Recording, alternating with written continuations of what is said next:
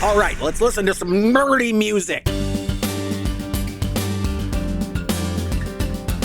I told myself at the beginning of the year that I was going to be a little more open with y'all. And I've been watching a lot of long-form essay channels as of late, which I think also showcases my age. You're so old. Where's your wife? Go home to your family, dude.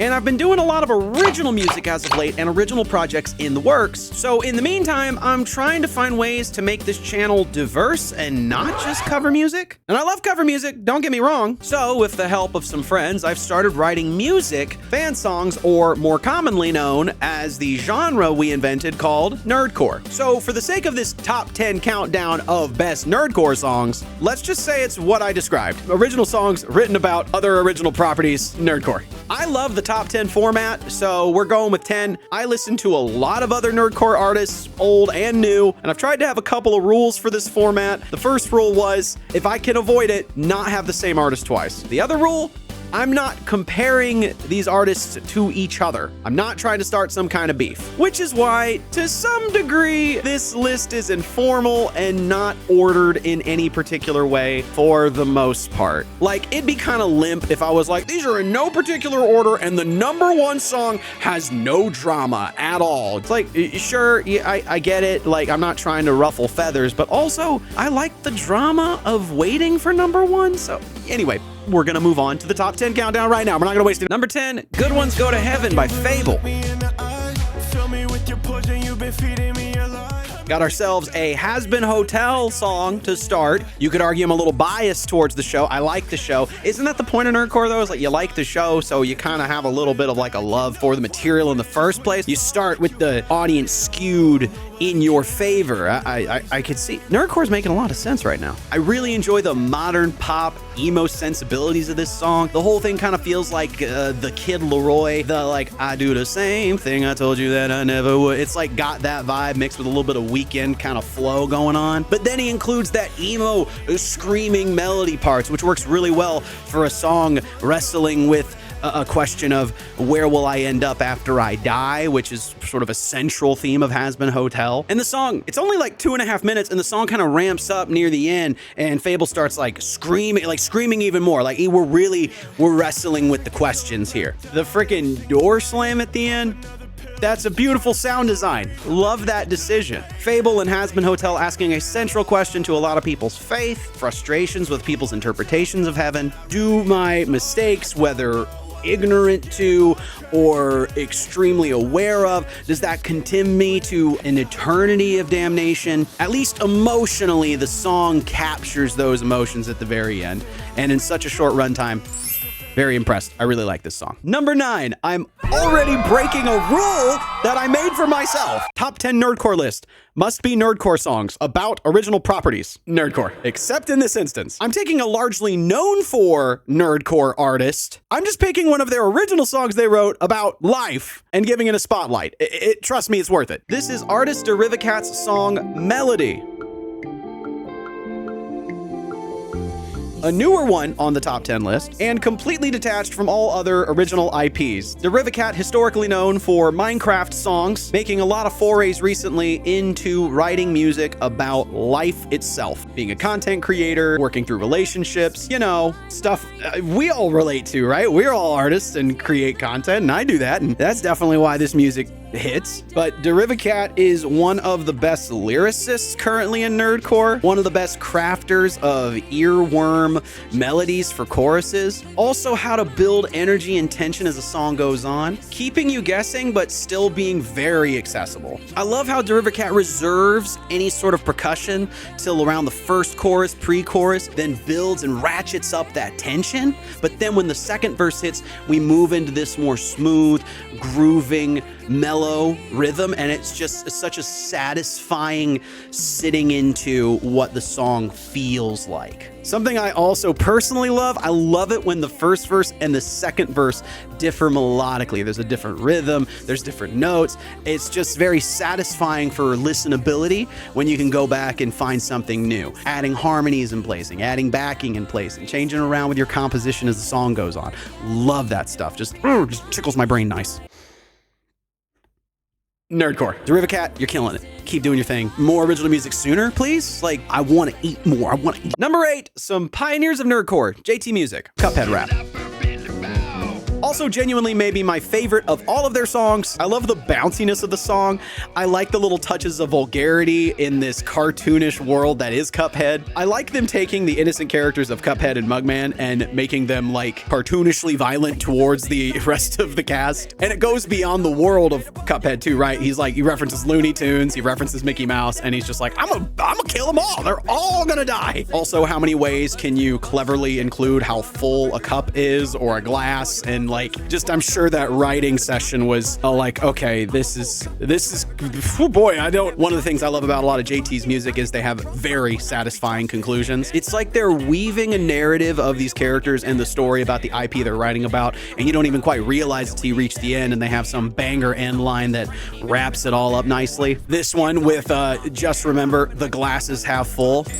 Just a very genuine song. You can tell how much fun they are having. You're having fun listening to it. And that's maybe a good descriptor for a lot of JT's catalog, is genuine fun. Cuphead rap. Classic. Oh, and go check out my cover, actually, if you want to. It's a metal rendition of their song, and we get a little angrier. Ah, that's what makes it metal, right? Right? How loose are we being with the metal definition today, audience? Are we letting me say? We think not. Okay, we're not. Apparently I can't just name everything metal if it has distortion on the guitar. Number 7, the second oldest song on the list, Bend You Till You Break by Try Hard Ninja. So we've had Hazbin Hotel, Cuphead, and now Bendy and the Ink Machine. One of the recent things I've discovered listening to this song that I really like is how he emphasizes certain syllables on words and how that tickles your brain in such a way that you're like, ooh, I want to listen to that again. Like the vocal rhythm he starts the song with. Like you're never going to hear these words pronounced this way in your day-to-day life, but because he chose this vocal rhythm, it allowed for some really cool rhyming schemes later on. A homecoming to the devil's den, abandoned dreams drawn and then condemned. The happy smiles here are not your friends. Lots of hanging tension, and then speed, and then hang and stop, and then speed, and then hang and stop, and then speed, and then hang and stop, and then speed, and then hang and stop.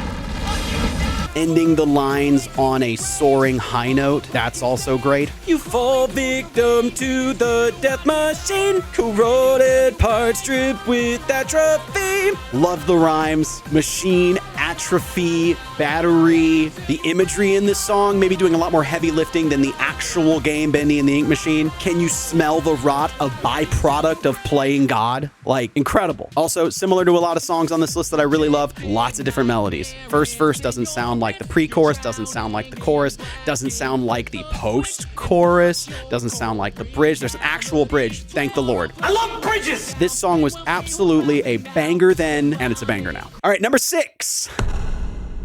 Charlie, it's your internet dad telling you did a good job. Proud of you, internet son. Let me talk to CG5 Charlie for just a second. Buddy, congrats on your marriage. I hope you got my gift. Secondly, I didn't know I would love a like hardcore glitchy pop song like this. It's not my genre, but the way you wrote it, Charlie, that's as good as it gets. Let Me In by CG5, based off of Murder Drones.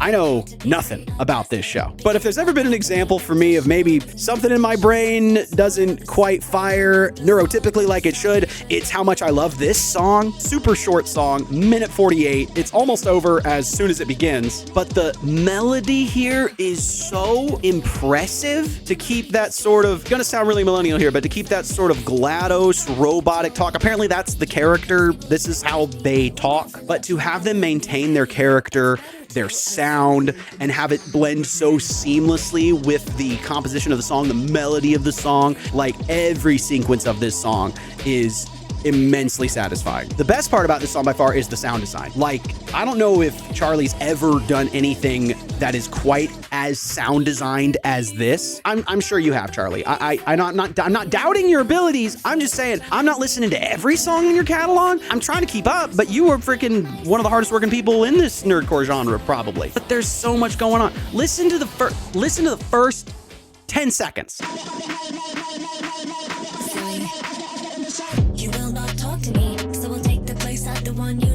What the frick is this What the frick is this verse melody? You will not talk to me, so I'll take the place of the one you trusted. New assembly, a new assembly. There's so much to love about this freaking song and all the weird stuff it does and how tickling of your brain. I say that a lot here. It's also kind of an anxious song because it's so quick and it's so fast. The title, Let Me In, and then how menacing this character sounds while saying that. Without any knowledge of murder drones, if you were to try to write a song called Let Me In and capture the all caps aggression that is the title of the song, this is probably, at least in some part, how I would imagine it would sound. So yeah, Charlie, absolutely phenomenal song. I listen to it pretty frequently. It's definitely on rotation. Nailed it. While we're on the topic of people that I know and love, number 5, Oreo, featuring Rashadi B and longest solo ever. Hey Rich, I see you. I love you. The song, Tsundere, is just a fun bop. Just so much freaking fun to chant, to sing, to dance to. It was an immediate earworm. They nailed it with this song. The playful chanting, the I'm not a tsundere, sounds so kiddish, so pouty, so middle school, high school. The whole song really captures that energy. And in fact, the genre of the song that this is in also captures the energy of middle school, high school, especially for a millennial like myself. So old. The lyrics also extremely rudimentary, but that's kind of the point. Says the 4 eyes with the balding head. You're so ugly. Like, it's meant to be stupid kiddish. Great vocal performances from everybody, not just singing it well, but also emoting, capturing the emotions of being in middle school or high school and not wanting to admit that you like somebody or are vulnerable that way. The animation that goes along with it as well, top tier, perfect. It's a wonderful, wonderful song, and it's immediately in my top 10. Like, that's how quickly this one soared up over the years for me of all the Nerdcore songs I've listened to. Oreo showing her range and writing capabilities, also her collaborative prowess to work with people who also incredible writers too. Longest solo ever, Rashadi B. Incredible writers. Number 4, one of my favorite people on the planet, the entire planet. Coming in at number 4, we got I'm Not Who I Am by Maguire and featuring Asterix. Yep, that's right, Maguire. Just number 4. What if we were friends in real life? Maguire, probably the king of southern, bluesy, gospel, folky vocal stylings of Nerdcore. And this song in particular really showcases Maguire's abilities to be really low and bellowing and still hold that strength down there, but also really building on it so by the end you're soaring and you're showcasing the upper register of what you can do. Also, if I remember correctly, this song came out wicked fast in relation to the Digital Circus episode itself. Wild. Asterix, I believe, provides the actual instrumental for the song, the composition, with Maguire handling the vocal melody and the vocal stylings and lyrics as well. And listen, I grew up in Alabama and I'm from Texas. So whether I wanted to or not, I grew up around country music. So country music consumer over here, I see you, Alan Jackson. These kinds of simple lyrics that say a lot, like, love that stuff. I know where I come from. We take things in stride. And if I want to be someone, I should keep on the ride. You know, a very southern idiom, simplistic way of saying like, oh, life will learn ya, or when the going gets tough, the guff. It's such a chill and mellow and emotional piece that really earns its 4-minute runtime. So like, go check it out. It's worth your time. It's amazing. All right, baby, top 3. Here we go. These are the best of the best. The other rule, I'm not comparing these artists to each other. And I'm gonna break my first rule again. I'm a rule breaker. That's right. Game Boy Jones and their song Wasn't Born Special.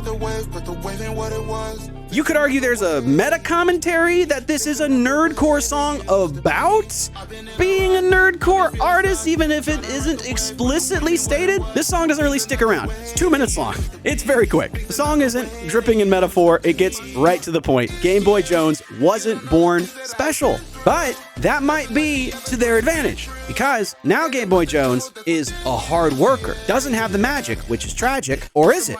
because he flips that and makes it work because it's his passion. I tell people all the time who ask, well, how do I do what you do? I want to be a singer on YouTube. I want to be an artist. I want to be a singer-songwriter. Are you passionate about it? Do you pursue it? Do you love it? I think one's passion for a subject, whatever it might be, would determine their identity in relation to that thing. To bring it back, Game Boy Jones is trying to make that distinction. Being a songwriter, being an artist, rapper, singer, whatever it is you are, doesn't inherently make you special. In fact, it's actually how passionate you are about it that makes it special. And that isn't something you're born with, that's something you act upon.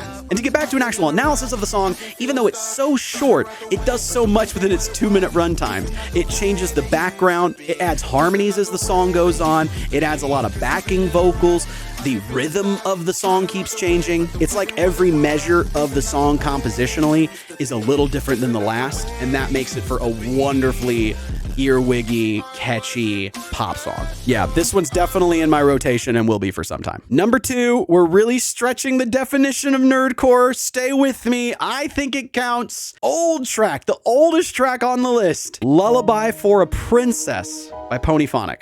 Dude went and wrote an entire soliloquy for a character that really doesn't get a ton of runtime to begin with. But the composition of this song, the way it builds, the story it's weaving, the emotions dripping from the vocalist. I mean, this is an all-time nerdcore classic song. If you don't like ponies at all, don't worry. The song's amazing. And in fact, there's very little reference to four-legged creatures at all. Just pretend it's about 2 siblings.